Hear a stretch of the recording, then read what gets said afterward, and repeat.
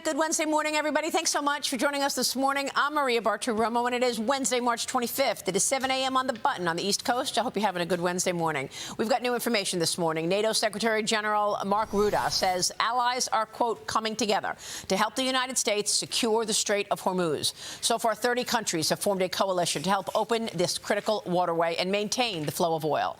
President Trump is looking at this as a priority, working to reopen the critical oil passageway as soon as this weekend.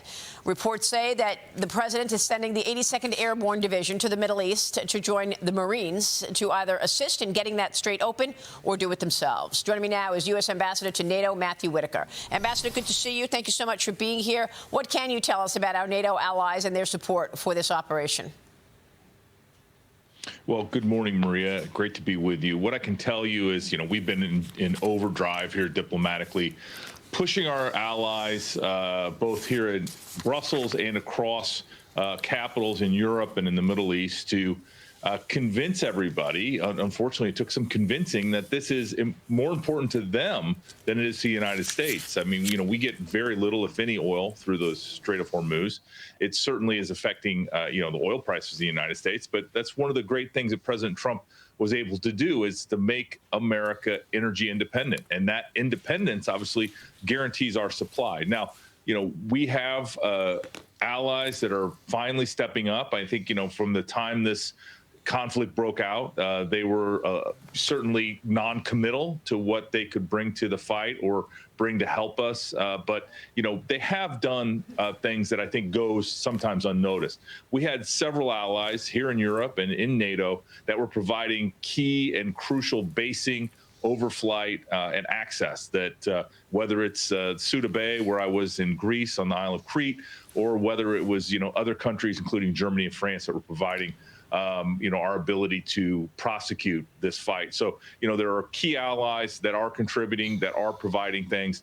We just want more, and we need more, because even though President Trump has been very clear, Maria, that, we don't need this, it's good to act as a group of nations, because this is ultimately going to help everyone. And an Iran that does not have a nuclear weapon, that can no longer produce missiles at scale, that can no longer menace the region and this strait, I think is good for the world. And ultimately, the world needs to step up and participate. So when did the Europeans get religion here, Ambassador? Because when the president first reached out for help, the comment from Germany was, quote, "This is not our war." And then 2 days after that, we see Iran sending a long-range missile to the Diego Garcia Island with obvious evidence that it does, in fact, have access to these long-range missiles that can actually have the potential to hit much of Europe.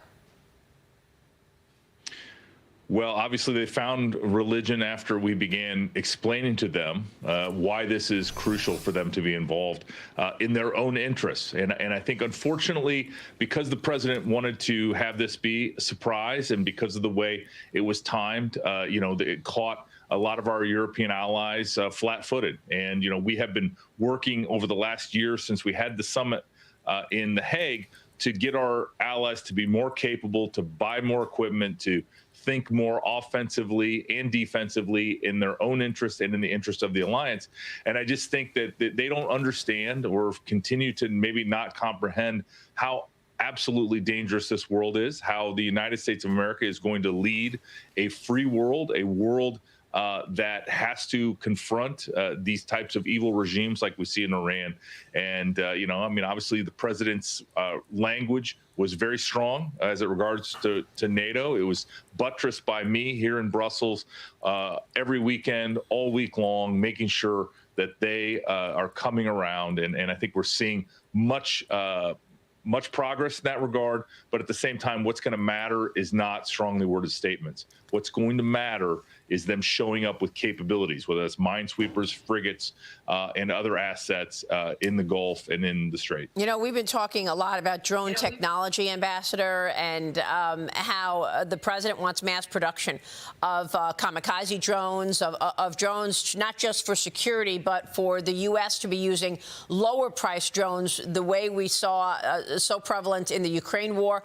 And do you have confidence that, in fact, you can and stop the hostility coming out of Iran with those drones in the Strait as soon as this weekend?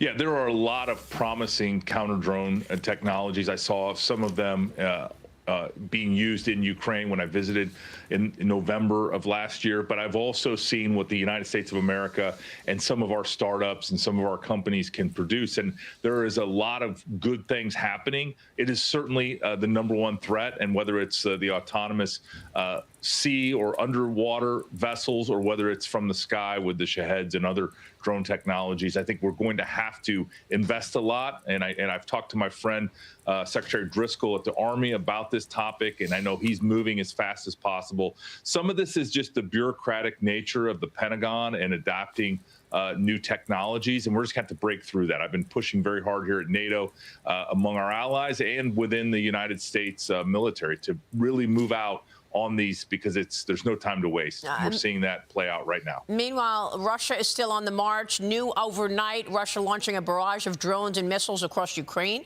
The massive assault reportedly killed 4 people, injuring more than 24 others. The attacks caused NATO to scramble its military resources and jets in states neighboring Russia for potential response. Ambassador, what can you tell us? 948 drones in a 24-hour period. I don't see that as a strength, actually, by the Russians. That's because of the counter-drone technology we've seen Ukrainians deploy and their multi-layered air defense. It takes these massive assaults to even get anything through the air defense. And, at the same time, at NATO, we do respond with F-16s and F-35s, and our air policing is very strong. But this is, to our earlier point, this is the technology and this is the innovation that we have to lead here with our allies to make sure that we can do this much cheaper, because it costs $25,000 an hour to operate one of these jets, and the munitions on them are hundreds of thousands of dollars, if not millions of dollars, to take out ultimately drones that can be produced at a fraction of that. And we're going to have to bend that cost curve to our advantage. And I think that is what President Trump is making sure that the military is moving out on right now, because this is not theoretical anymore. This is real world, and we need to make sure we continue to be the best in the world on these technologies. Yeah, and that's why over the weekend I spoke with the CEO of AeroVironment, the drone manufacturer, as well as the CEO of Skydio. We've got Adam Bry, the CEO of Skydio, on this morning as we talk about this new face of warfare. Would you agree with that it is a new face of warfare right now with this new use of those lower cost drones? Yeah, and I had the chance to visit Skydio when I was doing a technology and innovation tour recently, and certainly, the quadcopter drones and drone technology and how they're used on the battlefield is something we need to be ready for. It's not exactly how we're going to fight, and we're seeing that a little different right now in Iran versus Ukraine, because the way the United States fights is obviously with very sophisticated, technologically advanced systems, but we still have to be ready to counter the drone technologies, whether that's subsurface, on the water, or ultimately in the air. And I think we continue to develop these technologies. We have some great companies, including Skydio, that are doing fantastic things. Bullfrog has another technology. And I think we just need to make sure that we are forward-leaning as the United States of America, and that we also push our allies to innovate in this as well, because it can't just be the United States. It's got to be all 31 NATO allies that are bringing technologies and innovation to the table, and then bring it. The best will win those competitions, and then we'll all adapt and adopt those technologies so that we can be cutting edge and ultimately keep our soldiers safe, because we have the best military in the world in the United States, and we should be proud of that. It is awesome what they're doing right now in Iran and to Iran. I mean, we have prosecuted over 8,000 targets in the first 25 days of this war. I mean, that's tremendous. That each one of those is a capability that we have eliminated from Iran being able to deploy against the region and against our allies.